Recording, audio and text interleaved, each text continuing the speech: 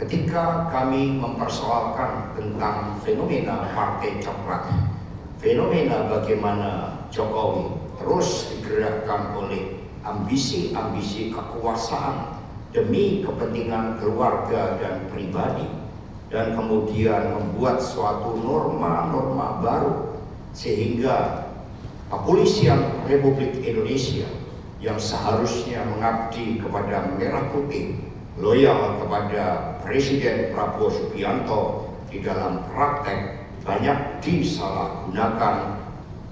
Baik, terima kasih rekan-rekan pers. Assalamualaikum warahmatullahi wabarakatuh. Shalom, salam damai sejahtera untuk kita semuanya. Om Swastiastu, Namo Buddhaya, salam kebajikan, Rahayu. Kita berikan salam nasional kita, Merdeka! Merdeka!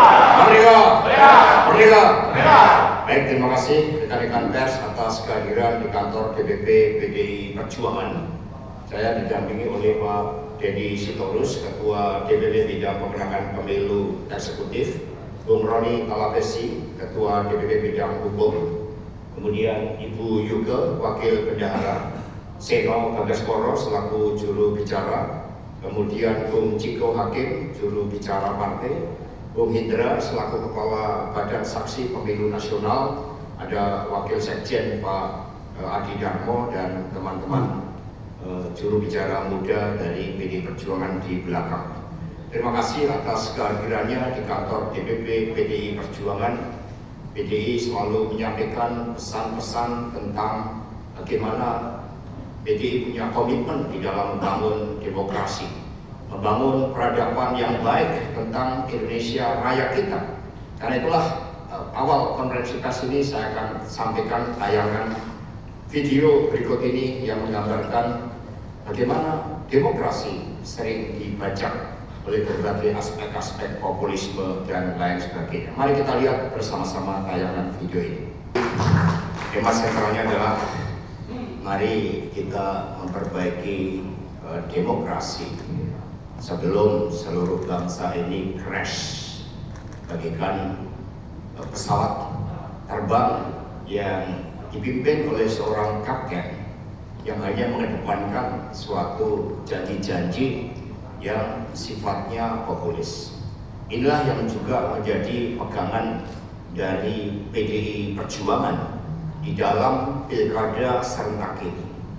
Ketika kami mempersoalkan tentang fenomena partai coklat, fenomena bagaimana Jokowi terus digerakkan oleh ambisi-ambisi kekuasaan demi kepentingan keluarga dan pribadi, dan kemudian membuat suatu norma-norma baru sehingga kepolisian Republik Indonesia yang seharusnya mengabdi kepada merah putih, loyal kepada Presiden Prabowo Subianto, di dalam praktek banyak disalahgunakan untuk kepentingan politik praktis. Karena itulah kami mengajak seluruh aparatur kepolisian Republik Indonesia, mari kita jaga spirit Polri Merah Putih. Kita jaga seluruh keteladanan yang diberikan, seluruh kepercayaan rakyat, mandat rakyat di dalam menegakkan keadilan dan ketertiban hukum. Ini ada tampilan bagaimana Jenderal Hukum yang menjadi panutan. Beliau bukan politisi, beliau polisi merah putih, bukan parcok. Nah, untuk itu saudara-saudara sekalian, di beberapa wilayah fenomena parcok itu digerakkan secara masif. Karena itulah pada kesempatan ini kami menghimbau seluruh rakyat Indonesia agar kapal Republik Indonesia tidak crash. Maka mari kita jaga kemerdekaan kita, kedaulatan kita, keberanian kita untuk berbicara, sehingga Republik Indonesia yang dipertaruhkan dengan susah payah oleh pendiri Republik dapat tegak kokoh berdiri. Suatu negara tanpa sistem hukum, suatu negara ketika sistem demokrasinya dimanipulasi, itu bagikan tubuh tanpa tulang, semua menjadi tidak berdaya.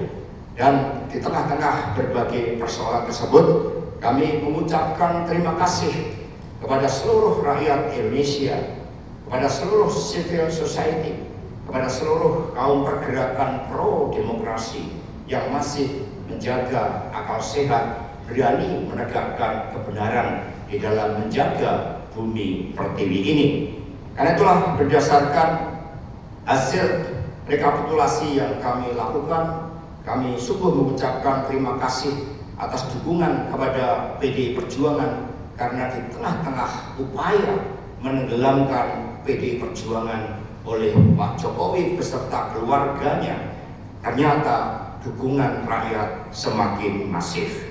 Kita melihat Provinsi Menang berhasil dimenangkan di 14 provinsi atau 38 provinsi, dan kabupaten kota menang sebanyak 247 atau 48%. Dan proses pelembagaan partai terus-menerus dilakukan sehingga PDI Perjuangan tercatat sebagai partai yang mampu menempatkan kader-kader partainya menjadi pemimpin di seluruh wilayah.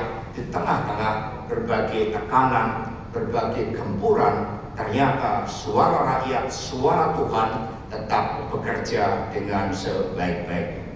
Di beberapa wilayah seperti Banten, Sulawesi Utara, Sumatera Utara, Jawa Tengah, dan kemudian Jawa Timur, kita melihat berbagai anomali-anomali demokrasi. Karena itulah kami mengajak seluruh komponen masyarakat, mari kita tegakkan demokrasi agar tubuh Indonesia memiliki tulang-tulang yang kokoh berdasarkan ideologi Pancasila dan konstitusi negara yang seharusnya tidak boleh digoyahkan oleh siapapun, karena sebagai bangsa kita punya cita-cita, sebagai bangsa kita punya peradaban yang baik.